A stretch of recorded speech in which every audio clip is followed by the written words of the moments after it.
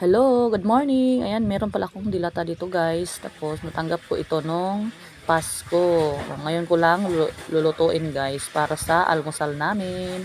Ayan, o di ba parang may susi guys sa gilid. Galing pala yan ibang bansa. Ayan, buksan na natin. Ganyan pala pagbukas diyan guys, o. Napakadali buksan. O, ikot-ikotin lang natin yan. Ayan, o. Social naman yung corned beef nila, may susi. May susi yung corned beef nila. Tingnan nyo guys. Napakadaling buksan. O, diba? Dahan-dahan lang kayo. Baka maano kayo dyan sa lata guys. Yan, inikot-ikot ko lang yan. Yan, ang bilis.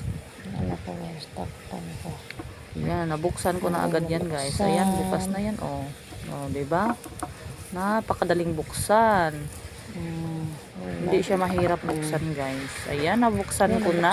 Wow, may nalaglag pang kunti guys. Oh, Corned beef pala yun. Ang daming laman. Punong-puno yung laman guys. Punong-puno. Yan, nagsuti na ako ng sibuyas sa kawali guys. Tapos ilagay ko na yung corned beef. Yan, tapos halo-haloin lang natin yan.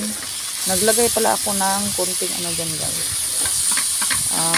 Isang pirasong itlog para malinamnam naman yung ano natin, corned beef.